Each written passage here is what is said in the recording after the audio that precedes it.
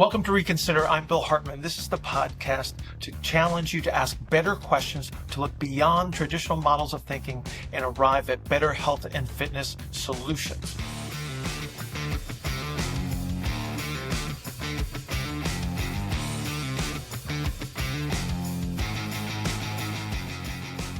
We can talk about the misconceptions about like how hands are analogous to feet in certain ways, but also not. And then we can even go to the lower extremity as well. Sure. So it's just like, let's talk about the misconceptions first, I guess.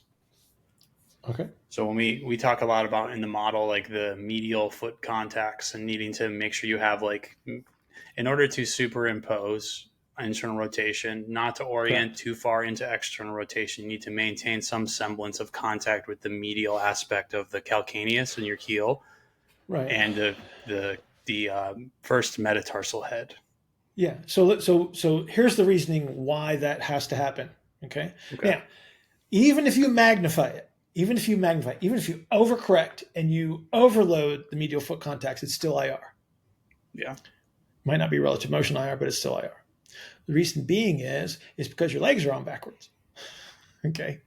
So when you were made and you were still in mommy's belly, you were an ER monster, right? So you're a fish. So you're based on our water-based ancestors at that point. So when we're developing extremities, all the extremities are formed in ER.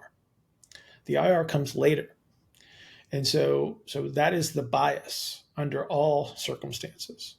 And this is why, so like it boggles my mind why people don't make a bigger deal out of the fact that the dorsum of your foot, dorsum means the backside.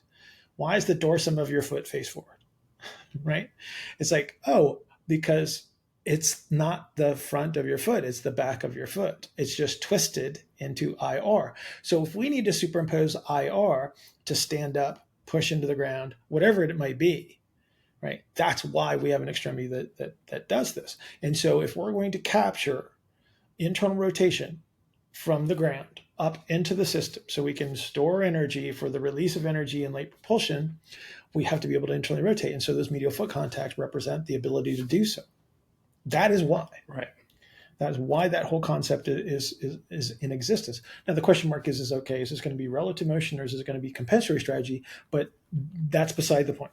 The whole point is like I have to be able to internally rotate to push down.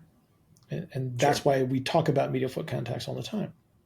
Yeah, and I think we did the recent golf swing webinar. I think thinking about things in terms of the swing, when you think about like if you go into a right-handed golfer goes into their takeaway and their backswing, if they lose that inside aspect of the foot, then there's really nothing that can be done with using the ground when you start to bring the club down towards ball strike. It will just have to, the IR will have to come from some type of side bend or some sort of twist or orientation because you've kind of lost your ability. So it's like drawing like the bowstring on a bow and arrow and then kind of letting go of the hand that's holding onto the bow.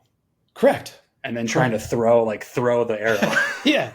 Well, it's like, well, how do I create downforce under that circumstance? I have to grab the two ends of the bow and I have to pull the bow literally to create to store energy. I no longer have the bowstring to squeeze the ends of the bow together. I have to manually grab the two ends of the bow and bend it. And that's basically what compensatory IR is. So when we talk about like loss of vertical dimension, or we talk about compressive strategies, where you're talking about like the twists that take place outside the base of support, that's what we're talking about. That's why they're very energy intensive, and that's why they're very uncomfortable. Right?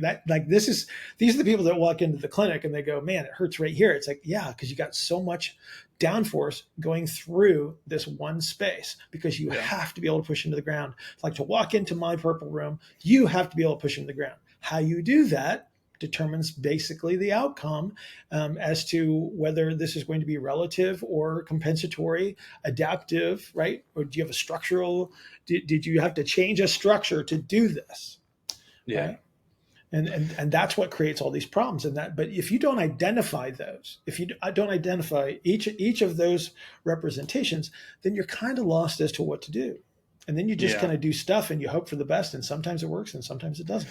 Well, or you adopt a model that tries to compare the hand and the foot and the lower extremity to the upper Uh-huh. extremity directly without Yeah, appreciating some of the things that we just mentioned. We'll go into a little bit correct. further detail, but as like a starting point, understanding that everything develops in ER from this sort of like plate fish representation. Uh-huh. And then the lower extremity has to twist in a way so that it's almost like it's been screwed on backwards versus Correct. how it's represented in the upper body. Uh-huh. So that Uh-huh. understanding that, it's sort of it makes you kind of put away the thought of like, oh well, gait on your handstand walk is gait for the upper body. It's like, no, it's not, because of that, because of what we just explained. And then further we'll talk about how there's a misrepresentation of hand and foot contacts as an Mm-hmm. analogy too. Like in Mm-hmm. a lot of cases, certain models will say that like this part of my hand under Mm-hmm. my index finger would be the ball of my foot, which is Correct. wrong. That is wrong. Because That's I mean, absolutely wrong. and from there's no splitting hairs here, and there's no nuanced discussion. It's like, this is your big toe, so why Yeah, would this be the ball of your foot? because it's not. Yeah, it's like, no. It's So just it's I'm not crazy I don't simple that it's not. I don't Actually, need to explain it to you, yeah, but like, I just yes, want people to yeah. not people not knowing anything that you're about to say about pisiforms and sesamoid bones and all of these big words and things like that. Yeah. Thumb is big Thumb. toe. Yes. Yes. Index finger is not big toe. No. So this cannot be this. This In is fact, not this. if you use the wrong contact, you actually create a turn in the wrong direction. You create an It's like orientation, yeah. Well, and then or you interfere with what you you're go actually in trying to achieve. you You go literally in the go in the opposite wrong direction. direction. Yeah, Yes. and we'll Yes. talk Yeah. about that a little bit further. Yeah. But like, let's Yeah. just get that. We'll get that as a starting point. Uh It's huh. like Uh huh. this. So generalizing and saying this is your heel is also almost Incorrect. right, but Uh, incorrect. it's like you get partial credit, Yeah. right? You get yeah. Yeah. Okay, so Yeah. let's talk about what the true representation would be of the analogy of the foot to the hands. You mean like a heel to forefoot? Yeah, and then we can talk about why walking like a handstand walk can't actually get you through the three phases of propulsion. Yeah. Well, And okay. then I So, want to well, also talk about like, okay. Let's be fair. You do go if through. I use You do go through the phases of propulsion. It's just okay, that you're going to have to use compensatory actions to get there, right? sure, Okay. Yeah. yeah, Okay. Yeah. You're so there's an evolutionary difference in regards to the hand versus the foot because you don't while you do have like a grasping capability to a certain degree in your foot, it's like this is designed for that, right? Like this is designed for me to this evolved allows me to grab things, use tools, create stuff, pick your nose, hitchhike, etc. Right? So all that cool stuff. So um, but when you lay your hand flat on the ground, it's not like laying your foot flat on the ground. You don't have the same capacity to capture ground contacts.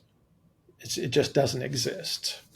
Okay, and so we have to be very particular about how we use the hand. But because it is grasping, this is why we're big fans of dumbbells, kettlebells, and things like that that have handles. push up Because what handles. push up, yeah, like you look at all the recon programs, it's like why like what like if you don't have push up handles and you're trying to do recon, well, good luck with that, right? Because we really need you to be able to use those handles because what we're trying to do is we're trying to influence these favorable contacts because the hand contacts are inside your grasp, like your hand contacts are there, like you look straight down that line and you're literally looking straight through your hand contacts, right?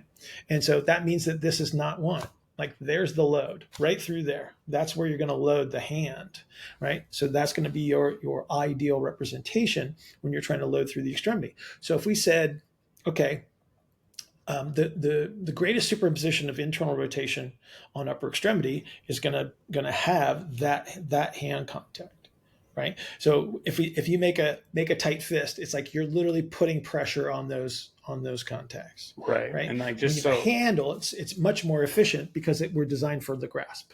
just so people can see like the contact we're Uh-huh. talking about here, it's not Yeah. here. It's No, not it's here. not up. It's not up at high in the palm would be a mistake. We talked about It's that too. Actually, people that bench it's press with the through. bar sitting too far back in their hand, or they're It's through knocking there. 20 pounds off of their bench press, right? Because they don't have the correct hand contact. Yeah, Sure. yeah. Okay. So So go go ahead. ahead. Oh, well, I was going to say it's like this is how we superimpose the IR. It's like Yeah. that's why we're using grasping as elements, not a flat hand contact.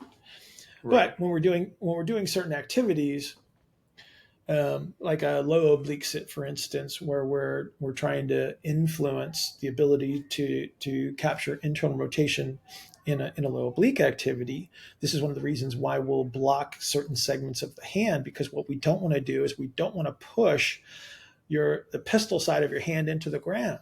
That's the mistake, because it literally turns the extremity in the wrong direction, right? Where we're Yeah. trying to capture internal rotation from distal to proximal in this circumstance in a low oblique sit.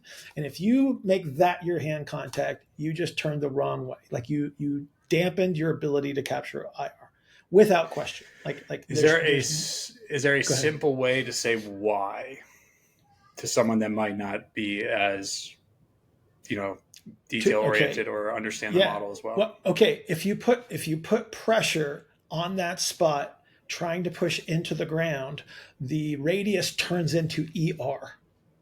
Okay. Okay. I mean, it's inevitable, because that's what that pressure is supposed to do. Right. Like that's literally what it's designed to do.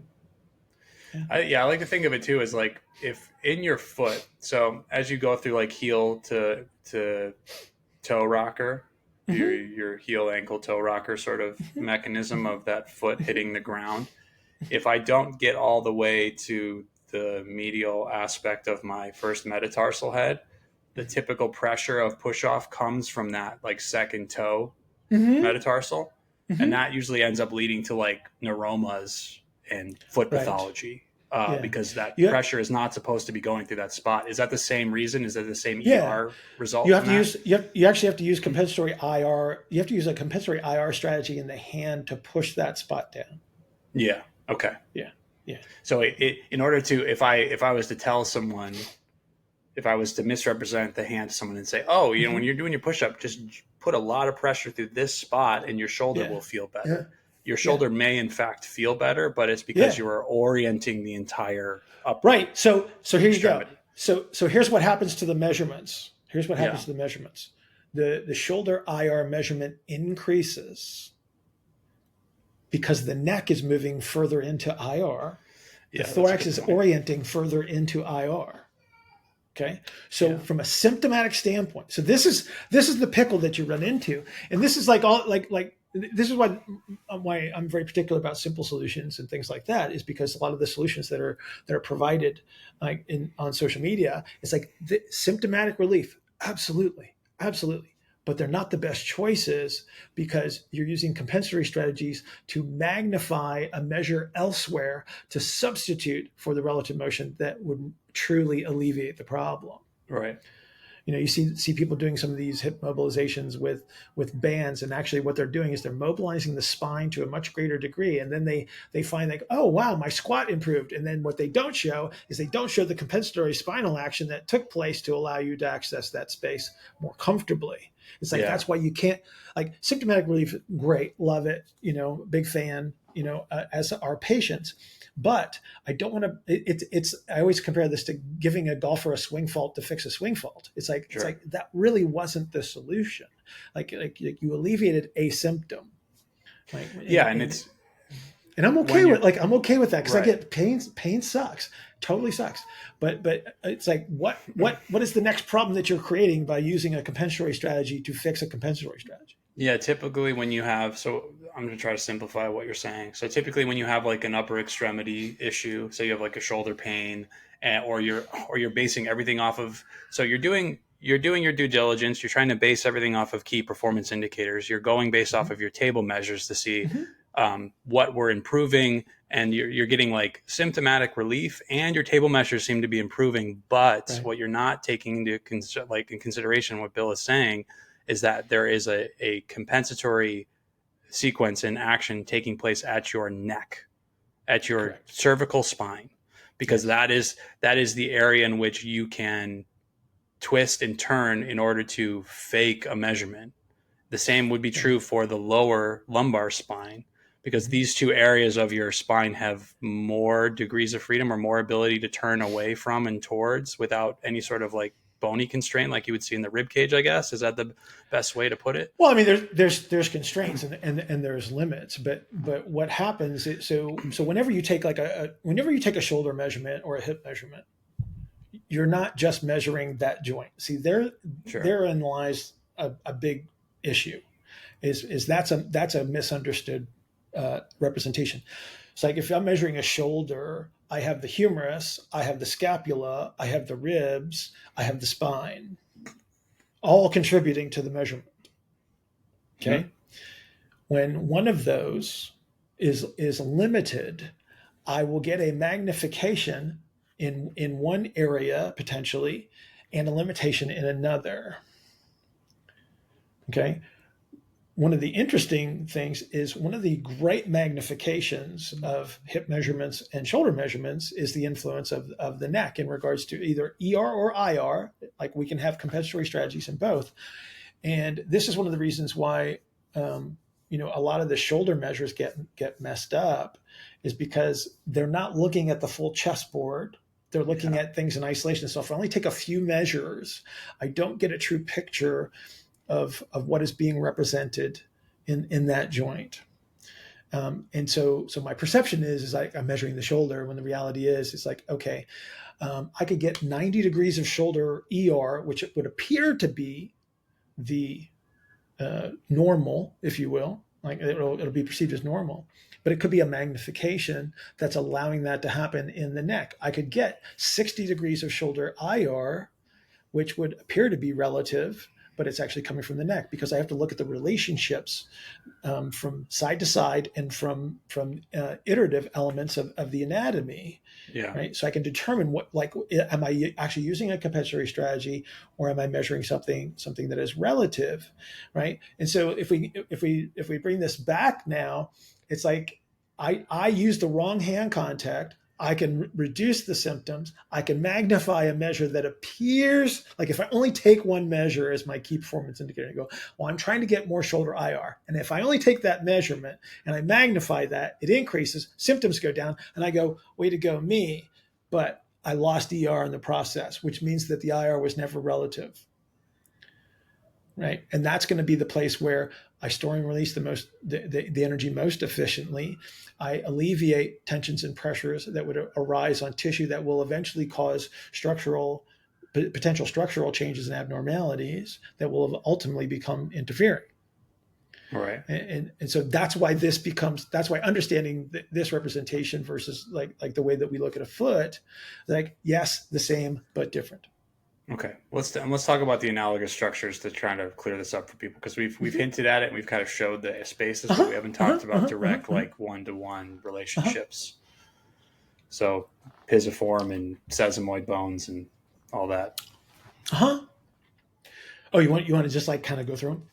Yeah, I mean just Yeah, simply like this is heel is this, first metatarsal head of yeah. the foot is this in the Well, hand.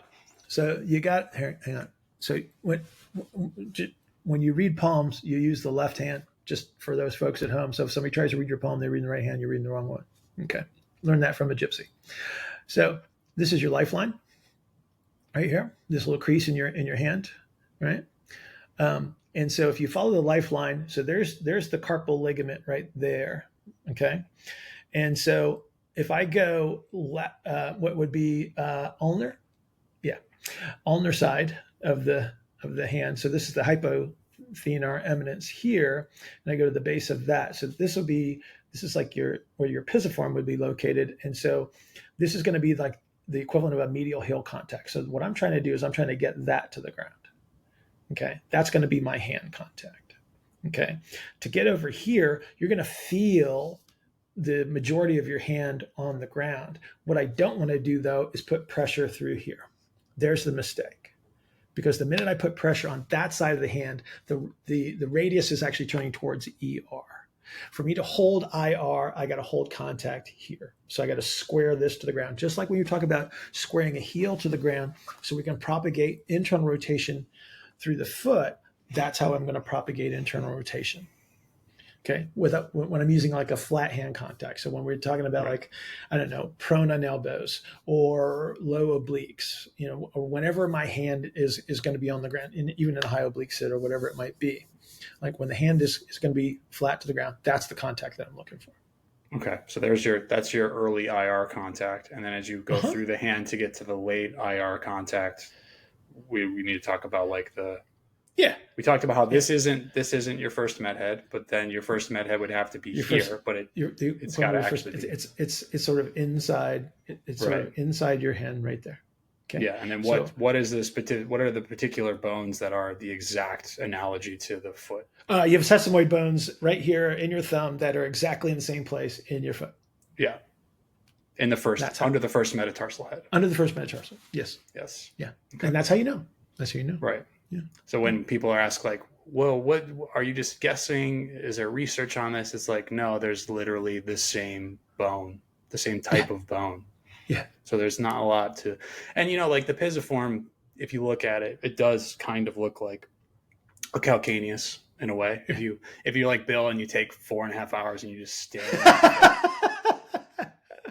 But there's a funky twist in some of the bones in your hand that throw off the representation. That's why it looks like it goes sideways. It looks like it goes this way. Yeah. And it just has to do with the, again, this is the evolutionary pressures of what we needed and to do the cool stuff that we do. Right. Yeah. So understanding that, it doesn't mean that you can't still try to make these sort of analogous activities between, people try to do like crawling as like a form of gait for the upper body. It's not really how it goes, but you can get closer to it if you were to like crawl using push-up handles, or to like even do stuff on like parallel bars, like holding yourself with those contacts that we're talking about, and that sort of representation of the. And I think another good way to think about it too is like if my thumb was actually approximating the rest of the joints of my hand, it would be twisted and turned into this orientation that we're saying. Like it would look exactly like it. But since we need opposable thumbs to be able to do the things that humans do, we've evolved away from the same. Because you look at more like chimpanzees and stuff like that it's closer to what we're talking about than what we have. That's why they're quadrupedal. Yeah. Because they can get that contact a little bit better. That's also why they have a different sort of shoulder scapular orientation as well. Yeah. Okay. And pelvis. And pelvis. Right. Yeah. But we talked about that too. We talked about the when did we talk about the gorilla that was walking upright? Can't remember. It's been mentioned in so many different places. Yeah. It's in Philadelphia. Okay. I found that. So, what else do we like? Trying to teach through analogy, I guess. It's like there's not like a direct relationship between the hand and the foot contact stuff. So it's like, you can't think of things as like, you hear people say things like, well, like a parallel bar dip is like the squat for the upper body or something like that. It's like not exactly the same. It's close. It's close though. Yeah. I mean, I think it's useful enough. Like that comparison, like when you're on the parallel bars and you're doing a dip, that comparison is actually pretty useful. Actually. Okay. Because you're going to finish. Think about where you're going to finish. Like dead center middle, straight into the ground. You're gonna have the appropriate contact for dead center middle under that circumstance. So I think it's a pretty useful. That's a pretty useful one. You just got to be the careful. only Like the yeah, execution is a little different, when right? you attempt to get to that early bottom representation of the dip, though, is when you're going to get a lot of that neck spinal compensatory motion. Well, okay, Um, so now we're just talking about like what is the actual excursion of the joints that are available to you in that yeah, sure. circumstance, right? Because again, because the legs get twisted around, Hmm.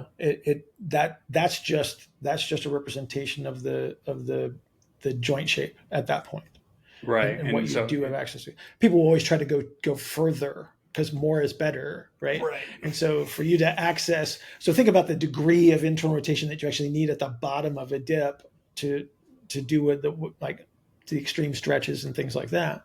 It's Hmm. like you're exceeding relative motions at that point. Right. So you're So going to use compensatory activities. crawling around on your hands without Mm-hmm. push-up handles, Mm-hmm. using dumbbells that go straight across your hand Mm-hmm. versus like putting it through that Uh-huh. space where you have Uh-huh. to. So the Uh-huh. reason why kettlebells are so useful is because it forces you to have to put them, because Yeah. it's Yeah. uncomfortable otherwise. If you go straight across the palm, the Yeah. kettlebell will just whack you in the back of the arm or rest on a really Yeah. weird spot, but it just nestles in really It's so nicely much into like easier to yeah. that Yeah. spot there, Yeah. Yeah. which just makes it a good tool to use. And then, If you've ever fired a handgun, yeah, those are the hand contacts in a hand when you hold a handgun. right, Because if you don't, I got bad news for you. That gun is going to spin out of your hand. Like yeah, it will literally spin out of your hand. Because people don't really understand that, like the firepower, just in a even like a low caliber handgun. hmm, But you have to put those like when they teach you to hold a pistol, it's like that's why when you hold a kettlebell, like it's very much like a pistol grip because you're trying to load those points of contact. yeah, Yeah. Yeah. okay. Think we've I think we've circled through the hand and foot discussion. Sweet. Um, what should we? Did we record the Valley Girl part at the beginning of the We video? did. We did. We got the Okay. whole thing in there. All right. Well, So there isn't a question there though. Like, what's the question there? I was just going to well, I don't ask know. like What's your people favorite what, phrase? What's your favorite slang phrase from Valley Girl? but the only two people that watch this are going to even know what that is. Dale would Yeah, probably know it, right? Because that's most what the people was it? that it It's was. What was 44, it? What did you say? It was 84. When did that come out? 1983, Okay, 1983. so I was two still in years high before school. I was born.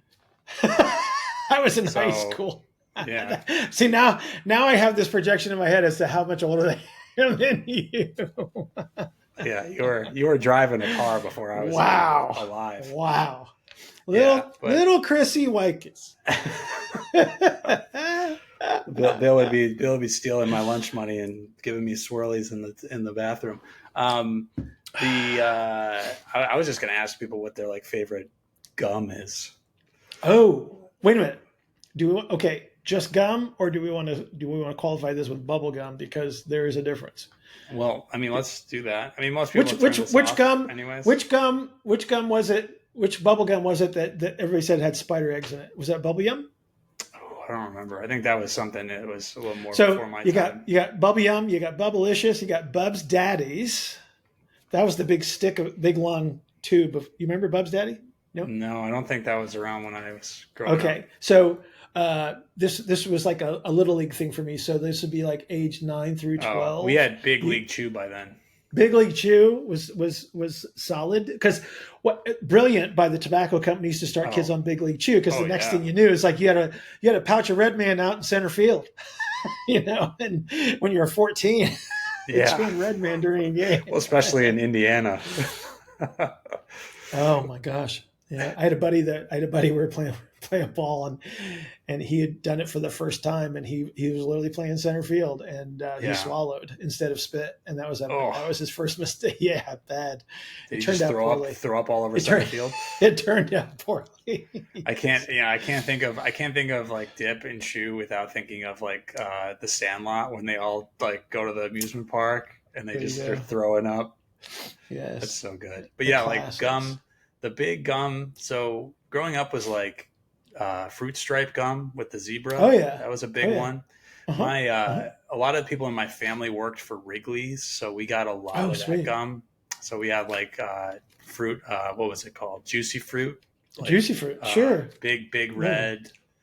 Um, there's a lot of Not a. other I'm not a cinnamon guy, cinnamon. so It's tough. It's an acquired. It like burns. yeah, it's like yeah. I'm not painful Yeah. food. Like spicy food, good. Painful food, bad. Well, And that's then I that's mean, just too much. It's just arguably too much. one of the reasons why people get addicted to soda is the actual pain response that comes along with the bubbles.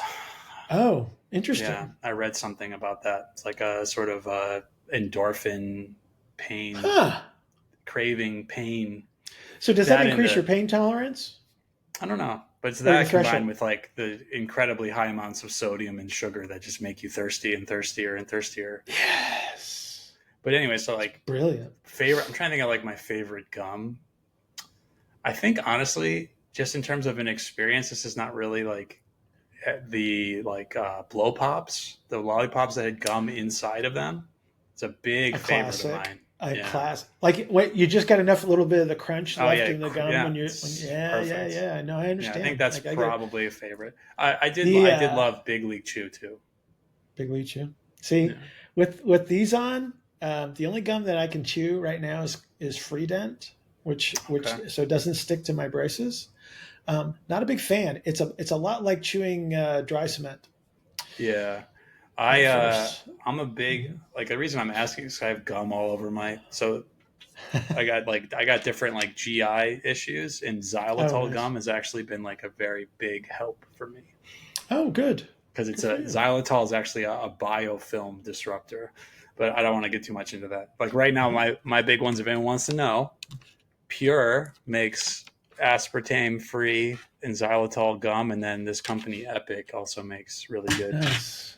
They want to sponsor the podcast. What I've heard good things about nicotine gum. I have tried that. I mean, nicotine is neuroprotective, so it may Yeah, actually it's kind of weird, it's right? it gets a real I think it gets a really bad rep because it's Yeah. associated with tobacco Yeah. and this very carcinogenic to smoke tobacco, but Not nicotine not the not the nicotine. Yeah. it might I think we'll see a lot more nicotine being used as a therapeutic agent for Yeah. people when they Well, age. because so a lot of it has to do with dosage. Yes. It's whether it comes in small doses or a very large dose Yeah. at once because it has a differential effect depending on how much is in your system at any one time, Yeah. which So is kind of cool. for a while I used to use the nicotine like lozenges and I would Uh huh. break them in half so I would get like 1 milligram or something like that. Cigarettes have like 10 in one Oh. cigarette or something wild like that. It's just Yeah. like a very addictive substance. And I think it gets kind of thrown into the negative it gets kind of looped in with the negative aspects of tobacco, Smoking. Yeah. but I Yeah. believe it is actually could be of Yeah. benefit to Not for some people. everybody. Not for Right. everybody. I actually We're stopped. not The only reason endorsing. I stopped doing it is because it was bothering my stomach for a while. But anyways, so Sweet. hello to the five regulars that made it to the end, and we'll see you later.